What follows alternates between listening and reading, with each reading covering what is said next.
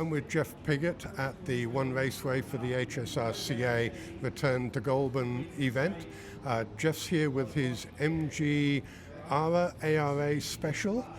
Jeff, you've been a long-time member of the HSRCA as well as a number of other clubs. How long have you been a member? HSRCA probably around about 25, 28 years, something like that, yeah. I'm also a member of a number of other clubs, the Vintage Sports Car Club. I was a member of the MG Club, but just too many clubs.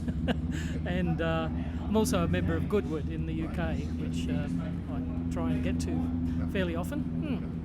And so you brought the MG Special. Can you describe it? It's British racing green and looks a little bit Lotus-esque of its day. How old is it, and what's the mechanicals? Yeah, so my understanding, I bought it around about 2000, I think, year 2000, and it had been through 2 or 3 hands before that, but I don't have a lot of history on the car, but it was built by a guy by the name of Jeff Hopkins in Melbourne, who I believe was a Qantas aircraft engineer, and maybe a lot of the work done in the Qantas workshops back at that time, as many race cars were. And it's basically, as you say, it's a Lotus 11 look-alike. A true Aussie special. Quite a few cars, including the Alfa and Streamliners, are very similar. And if you look around, if you get all of it, the Group L cars together, there's quite a few of them that look very similar. So it's a space frame chassis, again, fairly similar to a Lotus 11 chassis. But it's got an MG XPAG engine, so quite an old engine. And a TC gearbox. Both the engine and gearbox have had quite a lot of work done on them, but only in terms of period modifications. So it's not a hugely powerful car, but it gets along all right. It's quite low to the ground, as you can see, and it's got, as many of the Aussie specials, it's sort of taken bits and pieces off different cars. So it's Triumph Herald front uprights, and then it's got a Morris rear end, and so it's a bit of a bitzer, but it's it's a nice little car. It looks pretty good. It does need a bit of a freshen up again now, but it gets quite a bit of use. This weekend I'm running it in Group L in racing, but my friend Ellie Solomon from Singapore is running it in regularity. So it's getting a fair workout today. It's getting quite warm as well here at Goulburn. Just wanted to go back to the motor, the XPAG. So is that a 1930s motor? It's basically the car that was in the TC, the engine that was in the TC MG. So it goes back to the 40s, definitely. 49 in particular. So my understanding, the engine was originally built by Ian Tate in Melbourne, and it's got a billet crank and those sorts of things in it. So touch wood, it's pretty reliable, and it's pretty solid, and it'll rev quite out. If you push it, you have to actually watch it a little bit that you don't over rev it too much, but. It gets along all right, but it's certainly, gets in Group L, there's a lot of faster cars. But so myself and a few of the guys that have got similar cars, we always have a bit of fun down the back and just wait for the cavalry to come and catch up with us. Yeah. So if you've got a motor that is sort of in the 40s, the car itself was built early 60s, was it? Late 50s, early 60s, yeah. So how do you deal with the regulations if you've got an age gap between them?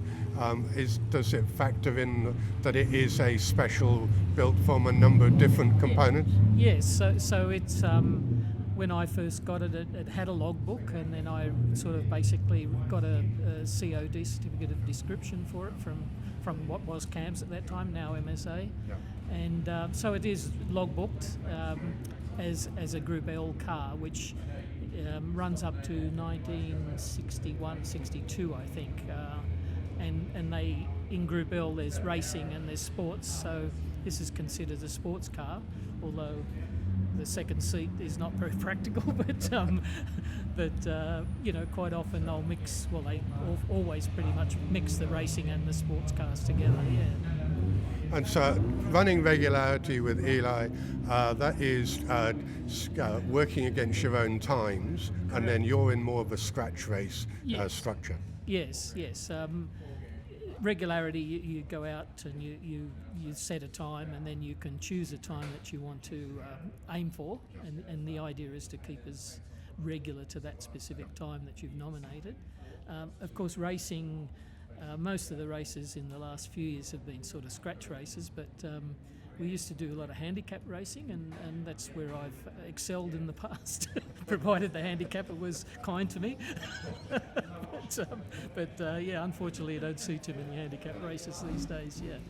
And do you attend most of the HSRCA racing events, or how does that work if you've got one guy in Singapore and one here? How does all that work for you? Yeah, look, Ellie comes out from Singapore fairly regularly now, but he's got a car being put together here, and he'll go his own way in M&O racing, I think, or sports cars. And I tend to try to get to most of the meetings, but and I used to go down to Winton and elsewhere quite a lot, but I just find it wears me out a bit.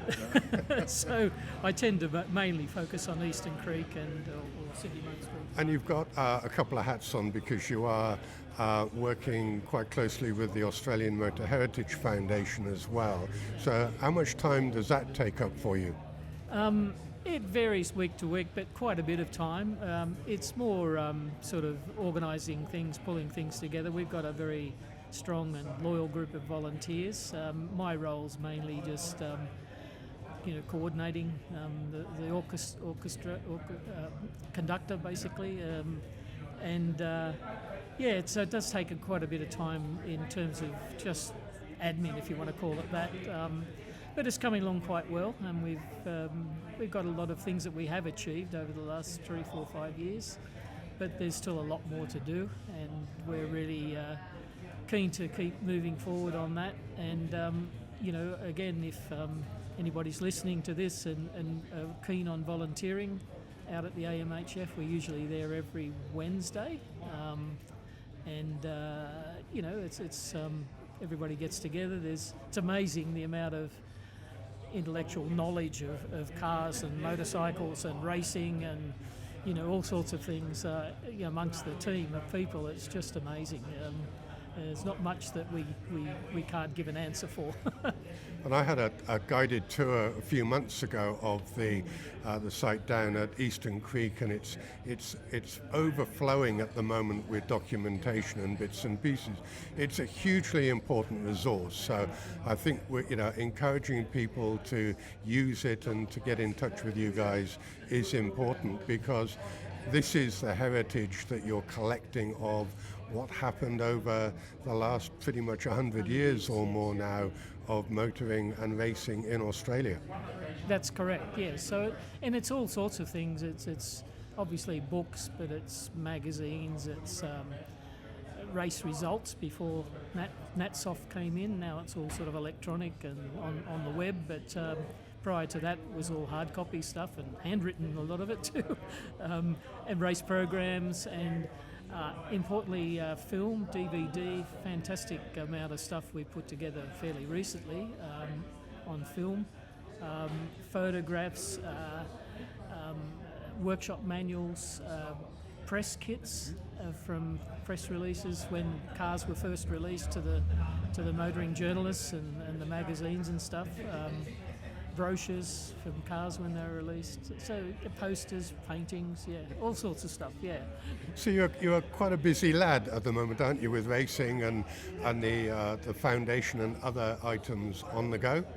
Yeah, I'm usually pretty full up each week. I also do a bit of consulting work still in my previous career in engineering, so I still do a bit of that. So which sometimes doesn't impress my wife very much, but anyway, it keeps me off the streets, yeah. Well, it keeps you off the streets and on the track. Yes, yeah. I mean, the connection to the racing is fantastic. You know, a lot of the guys, I mean, amongst our ambassadors, we've got Kevin Bartlett, we've got Spencer Martin, and these guys really, give their all to the foundation as well in terms of, support and interviews and all sorts of things. So they're a great source of pleasure to be involved with, So, and then we've got former Peter, we mentioned Peter Robinson, who is the former longest-serving editor of Wheels magazine, who's just a font of knowledge and information. So yeah, very good. And you've got a couple of races this afternoon, then you're backing it up tomorrow for another set of races. A fairly busy weekend for you.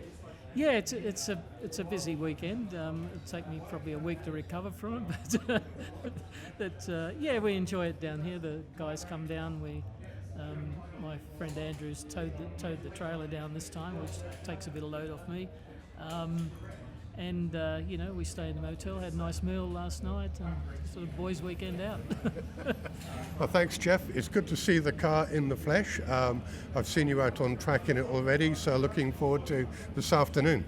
Yeah, thanks, Stephen. Thank you for your support. Yeah. Pleasure.